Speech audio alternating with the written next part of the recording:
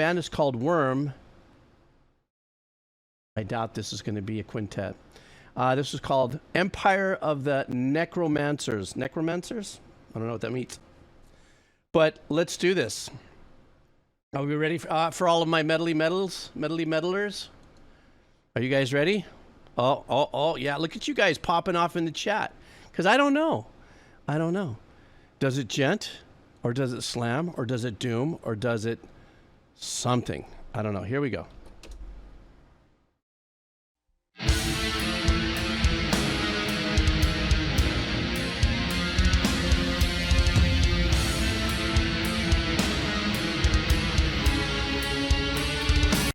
don't know. Is this...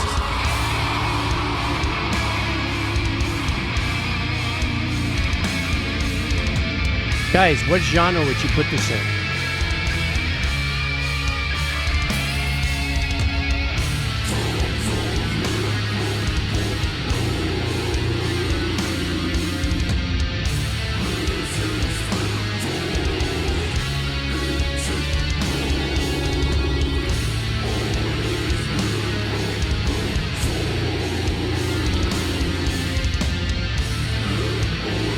I love what the guitar's playing. The melody, it's dark, it's insidious, it floats with all that reverb.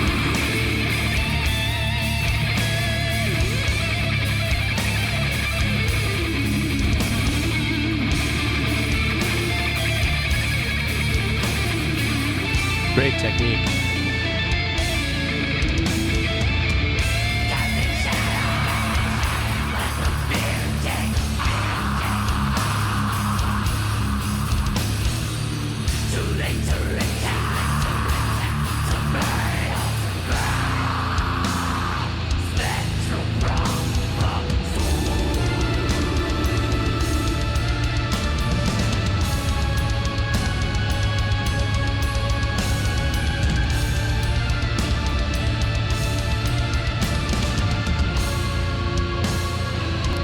Sound there in the drums that went down.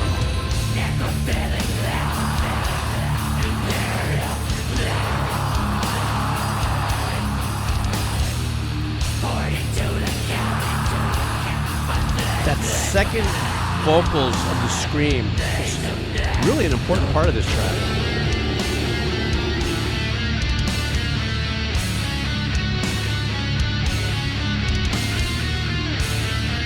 I like the bend on the rhythm guitar. I don't know if it'll do it again, but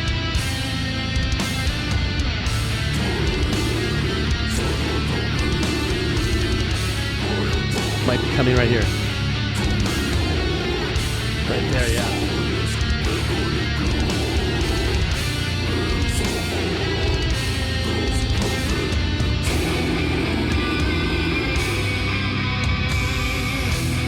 They come in with such nice musical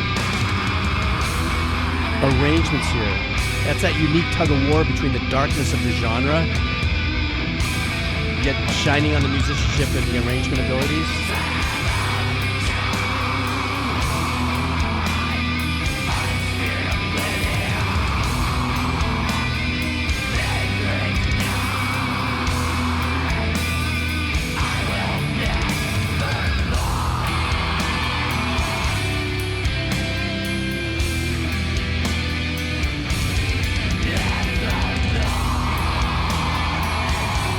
I want to break in really quick. I think a staple, for doom metal that I've noticed, if there's always an element somewhere in the arrangement in the track, either one of the guitars or something like that, or definitely with the performer, the lead vocalist, they really rinse the crap out of it with some really long, non-pre-delayed reverb.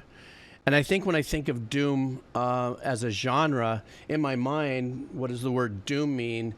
Would be like a long, dark hall of misery. That's just my theory of the mind. That's what I think. You know, I don't know what the genesis is of it and where it comes from, horror movie style vibes or whatever, because I don't watch a lot of the videos and like this, just listening to you know, something that's just album cover.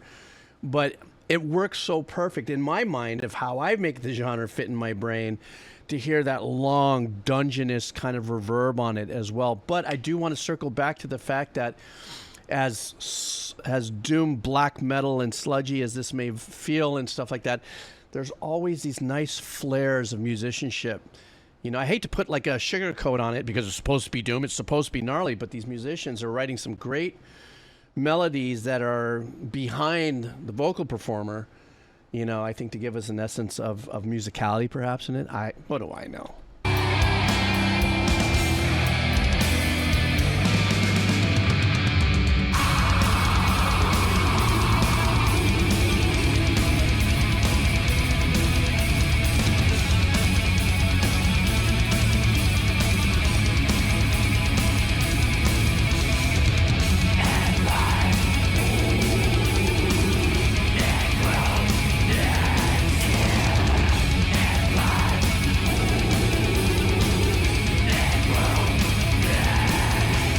That's a good way to put it, Chili.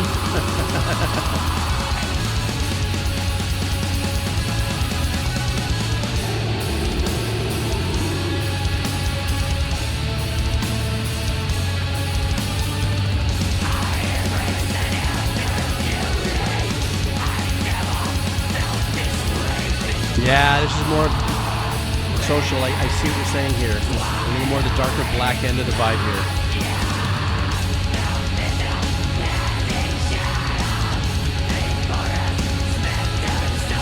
Something trippy going on with the drums here.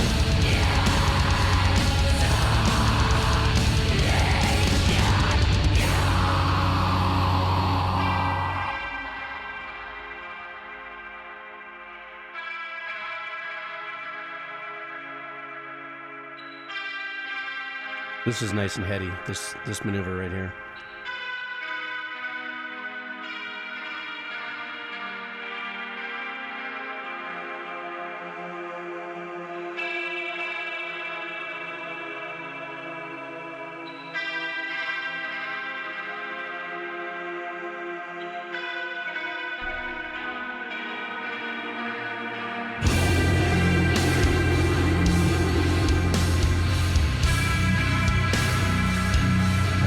Gnarly, how did you get that?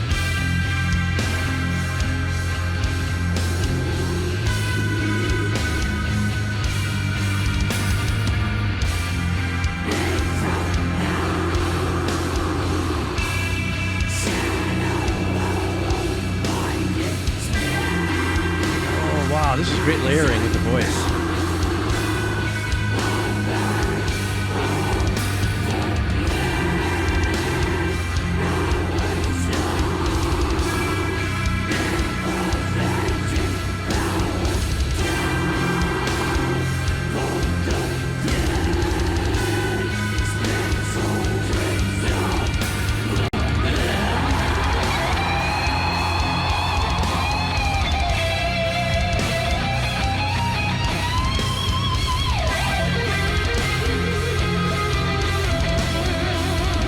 Great engineering with that harmonizer on the guitar. Excellent placement. If it is a harmonizer, if it's not, don't come for me in the comments. It sounded great.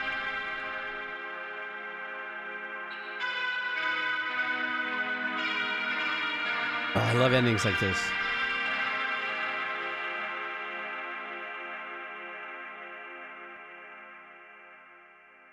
Really nice too, and they give us a nice little tail there to actually have a minute to stop the track here, because they want that reverb to fade out true to 100, you know, to 0. But yeah, this kind of experience for me is always really fun because I've been suggested doom, black metal, you know, quite a few times on the Decomposer Lounge, and I've done it, and each one of them it's really unique. There is a sound. But then there isn't. I can't say that in particular they all sound like this. They all do this with the guitars, you know. That combination of being in that genre, which is dark, gnarly, heavy, and on every single level, and yet the musicianship and the arrangement skills of the musicians shine through in these little, you know, bursts of whether it be it solos or... You know, that's the thing. I've said this 1,000 times, a broken record, but some of the more energized listening experiences for me as far as listening to whether it's black metal, doom, and all the subgenres of it and stuff like this, is the fact that while the vocal performer is, you know, doing this with her voice, you know, that kind of hurt. There's no melodic content in that as much as there is a deliverable experience in the power of it, okay? Whereas the musicians are giving us something melodic to kind of satisfy that need. It doesn't have to be glorious and all that. So I think that's the unique approach, perhaps, of writing this style of music. You know, you really got to lean on, you know, more than what you think it may be, just guys with their guitars and basses going, rah, rah, rah. No, it's a lot more artsy-fartsy in the way I see it.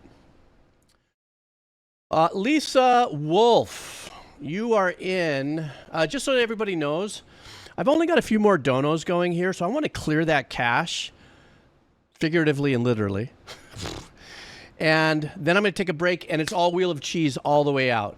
Okay, for those of you who are hanging for the Wheel of Cheese, it's going to be all that. But I only have a few more here, so I want to clear that and then take a short little break, and then we're Wheel of Cheesing it all the way through. Do-do-do-do-do. Do-do-do-do-do. Artsy-fartsy and doom metal. I don't know if that really works.